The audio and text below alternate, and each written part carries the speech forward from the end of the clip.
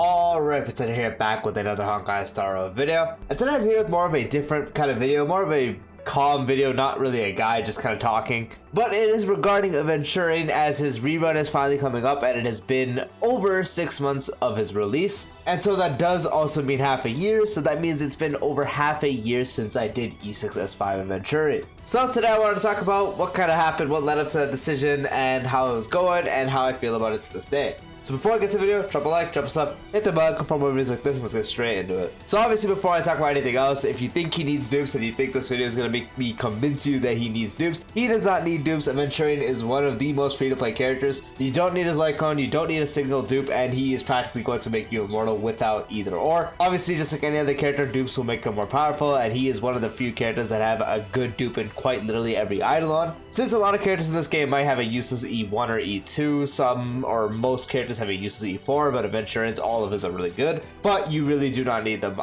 The sole purpose I did was because I love this kid and he is also my favorite character. Since most people did usually find out about this channel, so obviously more subscribers know about this channel from now ever since after I did E6 them, as opposed to how many people did be there when I first E6 them. So if you guys don't know, yes, I have an E6S5 Aventurine. So all those meme comments on how my Aventurine does so much damage, there is your answer. But yeah, okay, finally talking about it. So leading up to Aventurine, so we didn't really know too much about him. It was practically just a phone call that he had back in the time Topaz did release. But then eventually we got to Penacony and he was in the story. And of course, most people did absolutely despise him. I was not one of them, because he screamed to me that he's going to have a tragic backstory and maybe they're going to touch more upon it. Maybe not even in Penacony, maybe later, but they ended up doing it literally the update after. So I was extremely excited for it, because usually those characters that are kind of like how he is, sarcastic, kind of a jackass sometimes. Obviously there's other character traits that I like, but he falls under one of the ones I do like. So I automatically thought that he's going to probably be one of my favorite characters, and I'm going to let it rock and see what happens when we do get some more expansions on his thing.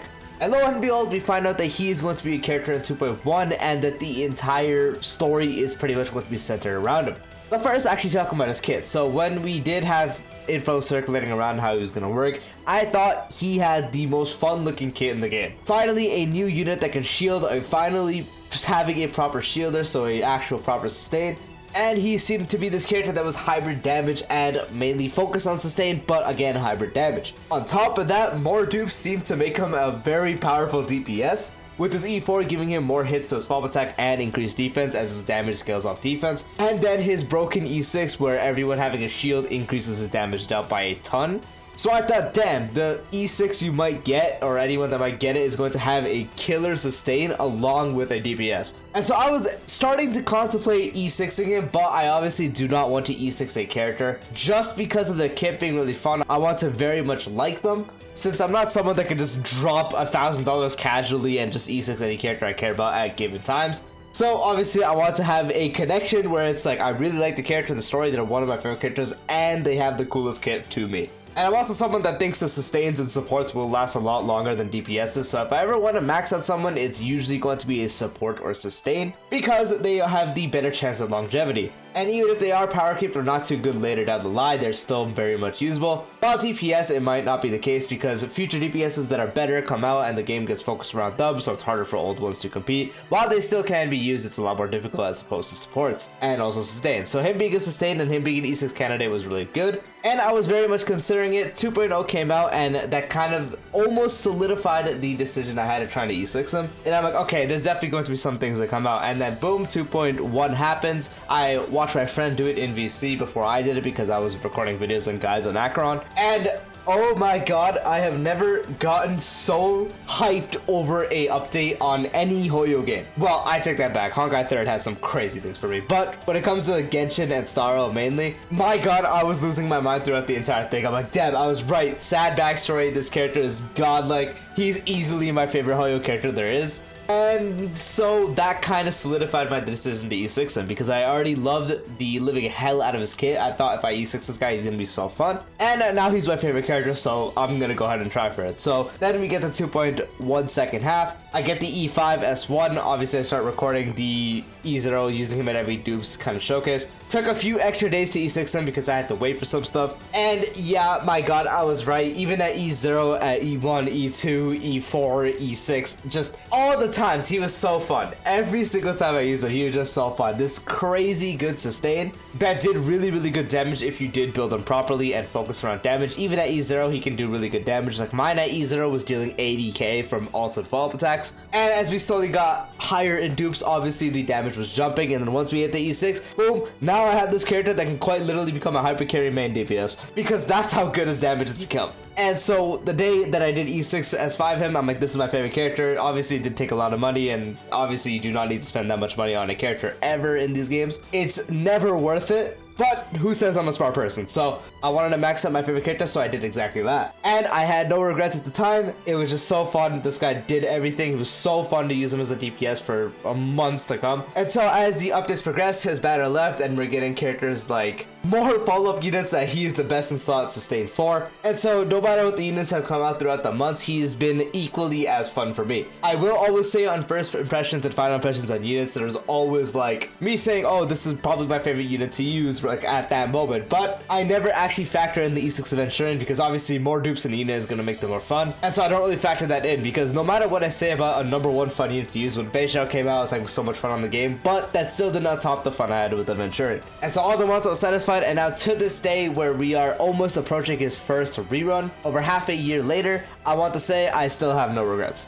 I still do think I'd obviously be playing fine, and I'd still be playing and making content if I just had an E0 Aventurine, or maybe even E1 or E2, but I get to have my favorite character max. I practically get to use him literally every single day. All types of content, every time I get to use him, it's fun, and never have I had a team where I'm bored with him being used. Even when I threw him on a dot team when I was testing a while ago, I hate dot, if you guys don't know, it's actually such a boring team to me. It was just fun because Aventurine was there, and anytime he exists, he's just able to breathe over 100k damage, and it's just so crazy to see what this guy can do with the shield, practically making your team immortal. My build is more optimized for DPS. That's why even with an E6 Aventurine, you see mine do a lot more damage. I have the 4-piece debuff set with crit damage, speed, imaginary damage, and defense, so mine is optimized for damage. But as he's sustained, he still, once he gets his first follow-up attack, is over the 4k mark and is easily able to sustain the team. I do eventually want to give him a pure sustain loadout, but this game doesn't have loadouts, so I'm not even gonna bother, because I don't want to keep switching stuff because it just takes forever, and I don't want to remember what's on what. But with the pure DPS build, he's able to sustain perfectly and deal all this damage. It's always just a fun time. So over half a year later, approaching his first rerun, I still have no regrets to this day.